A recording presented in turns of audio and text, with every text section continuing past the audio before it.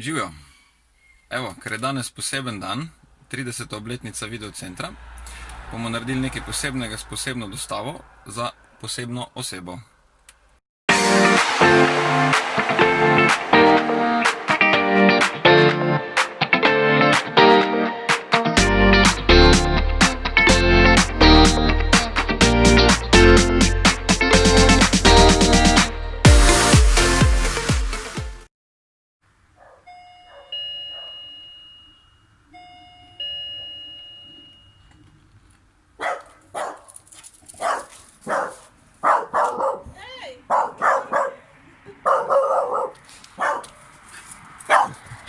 Evo, kako je že prišel pozdraviti.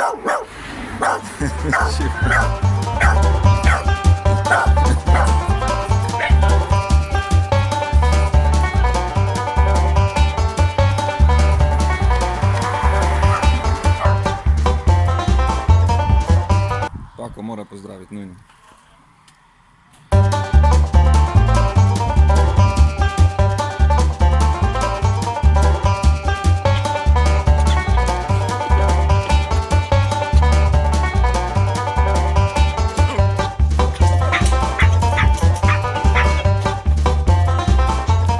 Petra, evo, ker imamo 30. obletnico videocentra, je Petra z nami več kot polovico tega časa, evo, in to je malenkost. Hvala, ne morem verjeti. Bom jaz držal, evo. Ok, ne držite.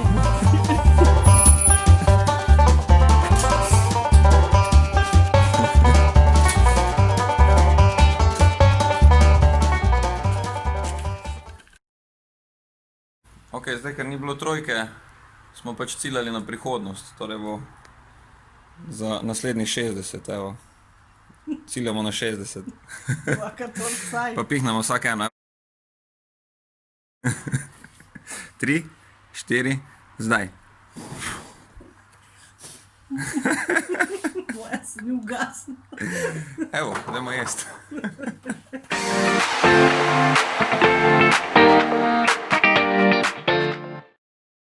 Naš dan se počasi zaključuje, zdaj se vam javljam iz našega matičnega podjetja v Velenju. In ko sva s Petro razmišljala, kako ponazoriti, kako dolga doba je 30 let, mogoče ni boljšega prikaza kot preko formatov, ki so se uporabljali. Mogoče nekateri sežejo celo tako daleč nazaj, da se jih niti ne spomnimo, vsaj jaz se ne. Pa, poglejmo.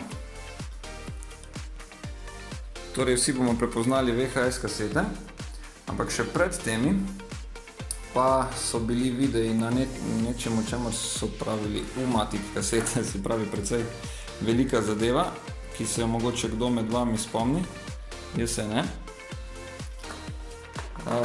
In nekako so se formati spreminjali z predvajalnik in tako naprej. Recimo, tukaj, ko je že bil nekak prehod, ena vmesna stopnja med kasetami in DVD-ji, in sicer je bilo to na primeru z Jamiem Oliverjem, so zraven že tudi skripte, kako voditi delavnico z temi videoprogrami, recimo tukaj za 90-minutno in poldnevno in še za celodnevno.